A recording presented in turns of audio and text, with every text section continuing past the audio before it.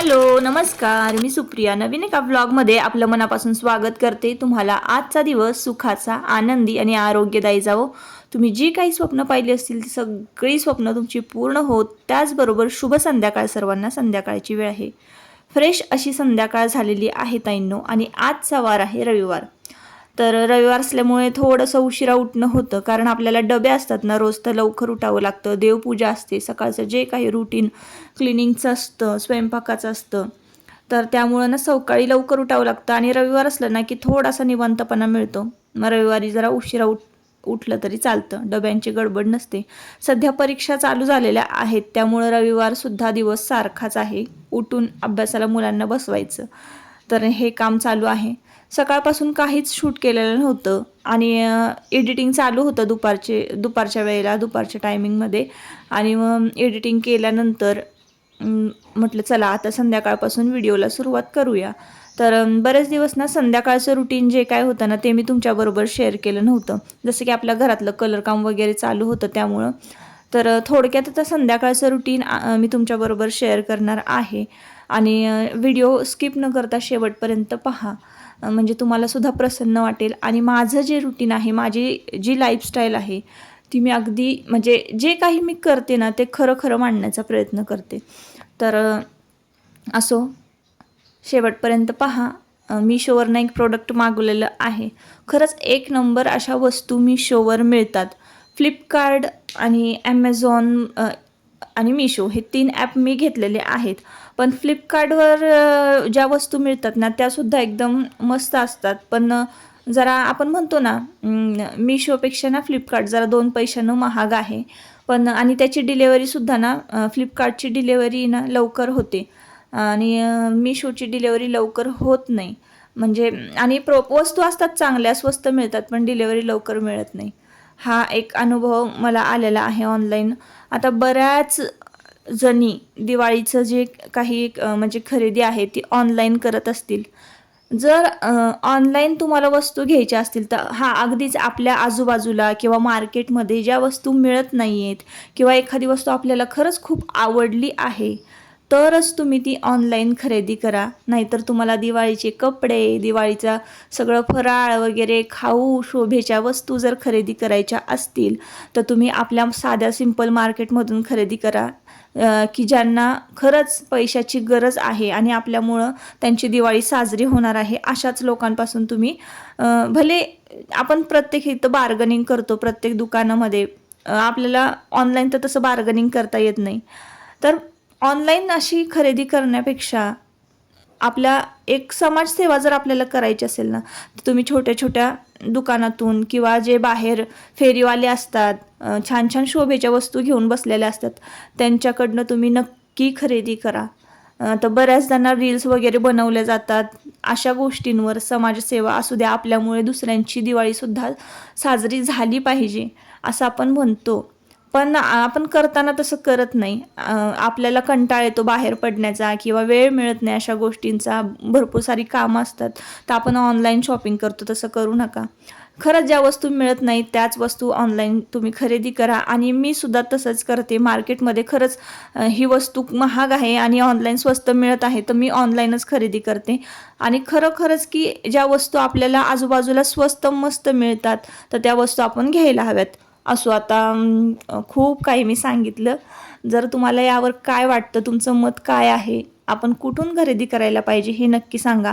आणि अजून एक सांगायचं राहिलं ताईंनो, आपण मॉलमध्ये खरेदी करतो किंवा डीमार्टमध्ये आपण किराणा माल वगैरे भरतो, तर जे काही छोटे छोटे आपले दुकान आहेत, तुम्हाला तर माहिती आहे, आपण लहान लहान होतो तेव्हा आपण वाहनाकडनंच किराणा माल भरायचो आणि तोही उधारीवर असायचा लहानपणी। तर आपण आता डीमार्टमध्ये गेलो तर आपल्याला कधी 1 रुपयाची सुद्धा वस्तू उधारीवर कोणीही देणार नाही। आपण आपला जो काही वाणी म्हणजे शेजारी वाण्याचं दुकान असेल, किराणा मालाचं दुकान असेल, तर तिथून तुम्ही सगळं जे काही तुमचं किराणा मालाचं सामान आहे ते तुम्ही घ्या। कारण जी माणसं आपली असतात ना, त्यांना खरं तर त्यांनी मोठं व्हावं, त्यांनी पुढे जावं। आता काही मी हे भेदभाव करत नाही की या डीमार्टवाला आपला नाही किंवा असं काही नाही आहे, पण डीमार्टमध्ये सगळेच खरेदी करतात, त्यामुळं त्यांचा जो काही बिझनेस आहे तो अगदी व्यवस्थित होत असतो. आणि वाण्याचं दुकान जे आहे ना ते बघा ओसाड पडलेलं असतं. तर त्यामुळं ना होता होईल तिथंसुद्धा चांगला मिळतो. तर वाण्याकडे तुम्ही खरेदी करा. आणि किराणा माल वाण्याकडे खरेदी करताना ना तुम्हाला एक सांगते, खूप पैशांची बचत होते. आपण डीमार्टमध्ये गेलो ना तर एक वस्तू घ्यायची सोडून आपण दुसऱ्या तिसऱ्याच वस्तू घ्यायला सुरुवात करतो.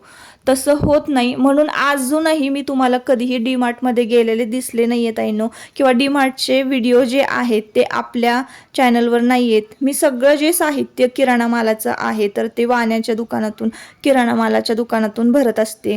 आणि खरंच खूप स्वस्तात मस्त असा माझा बाजार होतो. तर असो ताईंनो, तुमच्याशी बोलता बोलताना माझा किचन कट्टा जो आहे तो क्लीन झालेला आहे. सगळ्यांना चहा करून दिला. त्यानंतर होती ती जी भांडी खरकटी दुपारची, म्हणजे दुपारी जेवण झाल्यानंतर ना तशीच भांडी ठेवली होती आणि एडिटिंगला बसले होते. तर ती भांडी वगैरे सगळी घासून घेतली. एका बाजूला तांदूळ निवडून भात शिजायला घातलेला आहे एका पातेल्यामध्ये, आणि एका बाजूला कुकरमध्ये डाळ म्हणजे डाळ तडका करायचा आहे, त्यासाठी डाळ शिजत घातलेली आहे. तर आता तुम्ही म्हणाल की एकत्र का नाही लावलं ताई तुम्ही डाळ आणि भात?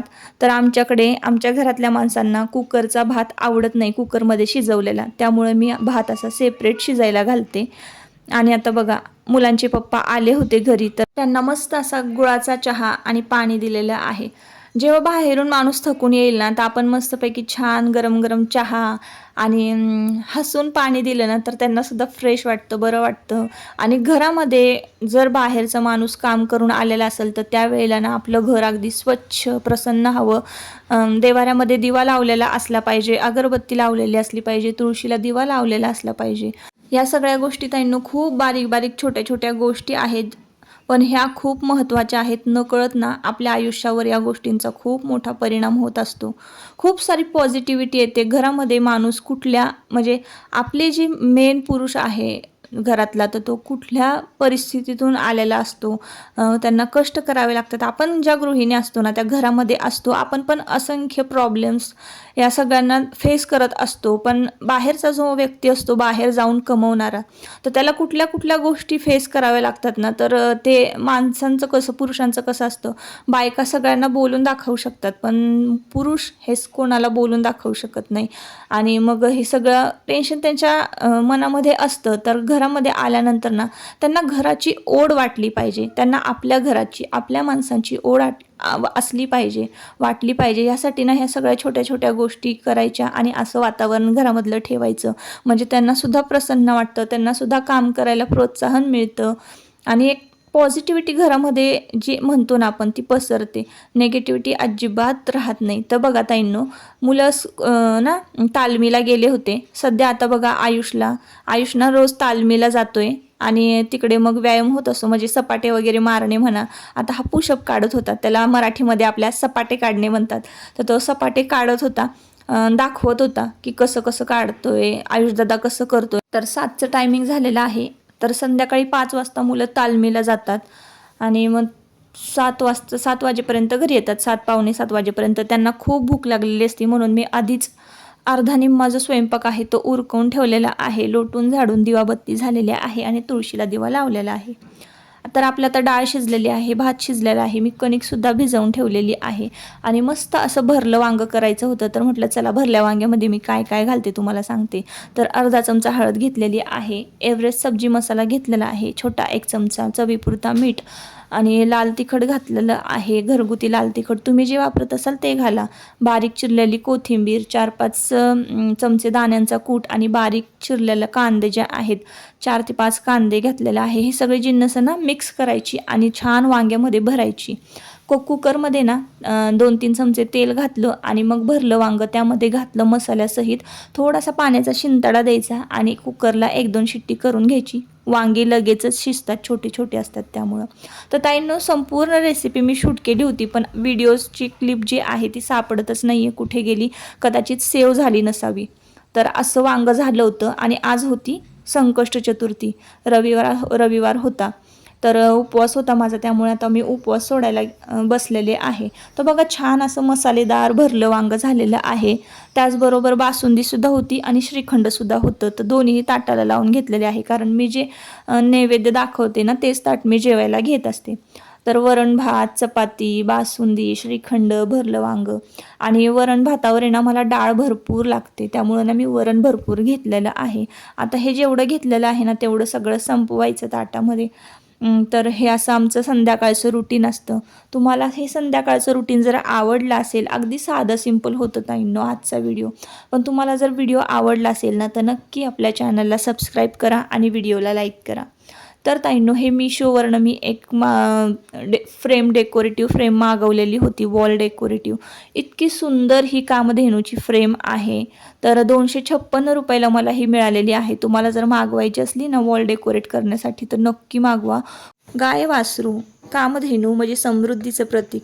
तर घर डेकोरेट करण्यासाठी ना अशा काहीतरी छान अशा मेसेज देणाऱ्या फ्रेम किंवा मेसेज देणाऱ्या वस्तू मला घरामध्ये असायला हव्या होत्या, म्हणजे पाहिजे होत्या. अशाच वस्तूंनी मला घर सजवायचं होतं आणि भिंतीवर लावल्याबरोबर भिंत अशी छान उजाळून निघालेली आहे ताईंनो. तुम्ही व्हिडिओमध्ये आधी पण पाहिलं असाल, दिवाबत्ती करताना भिंत किती छान दिसत होती. तर तुम्हाला सुद्धा असं काय डेकोरेशन करायचं असेल घरामध्ये तर ही फ्रेम नक्की मागवा. आणि असो, आता या व्हिडिओचा इथंच शेवट करते. परत आपण पुन्हा भेटूया नवीन एका व्लॉगमध्ये. तोपर्यंत स्वतःची काळजी घ्या आणि मस्त राहा.